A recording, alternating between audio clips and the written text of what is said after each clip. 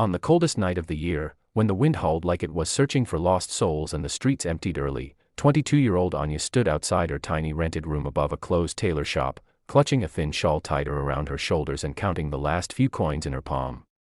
Life had never been kind to her, not since her parents died in a factory accident when she was just 15, not since relatives quietly disappeared one by one, and certainly not since poverty became her permanent companion. That night, she had skipped dinner again, convincing herself that hunger was easier to ignore than hopelessness.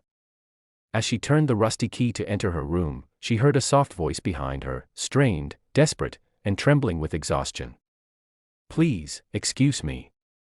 She turned to see a man in his late 30s, his expensive coat oddly out of place in the broken streetlight, holding a small boy wrapped tightly in his arms.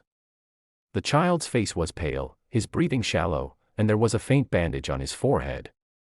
The man's eyes, dark and tired, met hers with a mixture of fear and pride.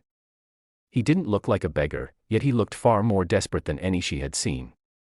"My son is sick," he said quietly. "We missed the last train. Every hotel refused us. I just need a place for him to rest for one night." Anya's heart raced. She barely had space for herself. Her room had one bed, one chair, and a small stove that worked only when it wanted to. Letting in a stranger went against every survival instinct she had built over the years. Yet when the boy coughed softly and whimpered in his sleep, something in her chest cracked open. She looked at her empty room, at the cold walls that had witnessed too many lonely nights, and then back at the child. "I don't have much," she said honestly, her voice barely louder than the wind. "But you can stay for one night." The man's eyes filled with gratitude so intense it startled her. "Thank you," he whispered, like the word itself carried weight. Inside, Anya lit the stove and warmed water, using her last bit of tea leaves to make something soothing for the child. She gave them her bed, insisting she would sleep on the floor. The men tried to refuse, but she stood firm, the way only someone who has learned to survive can. As the boy slept more peacefully, the man introduced himself simply as Arav. He said he worked in business and had been traveling when things went wrong. He didn't mention companies, or wealth, or boardrooms. He watched silently as Anya moved around the room with gentle efficiency, mending the boy's blanket, checking his temperature with a worried frown, even though she clearly knew little about medicine. Hours passed, filled with quiet conversation. Anya spoke of her parents, her struggles, her dreams of one day opening a small school for children who couldn't afford education. Arav listened, truly listened, something few people ever did. He noticed the cracked walls, the nearly empty cupboard, the way she pretended not to be hungry when her stomach growled. In that moment, sitting in a poor girl's tiny room, he felt something he hadn't felt in years: humility.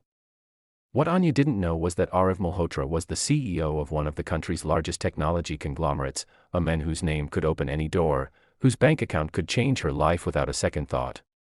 But that night, stripped of status and comfort, he was just a father terrified of losing his son. In the early hours of the morning, the boy's fever spiked.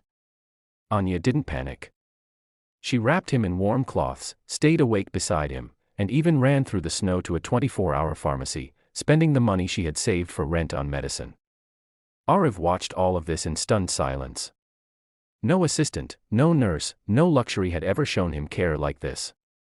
When dawn broke, the boy's fever finally eased.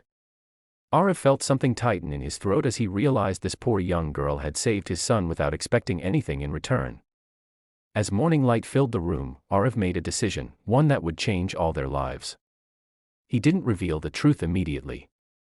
Instead, he thanked her, offered what little cash he carried, which she refused with quiet dignity. "Just take care of your son," she said with a tired smile. As he left, Arav looked back at her standing in the doorway of her crumbling building, unaware that her kindness had just crossed paths with unimaginable power. What Anya didn't know was that this single night would soon turn her struggles into a story the world would talk about, because when a millionaire CEO witnesses pure kindness in its rawest form, he never forgets.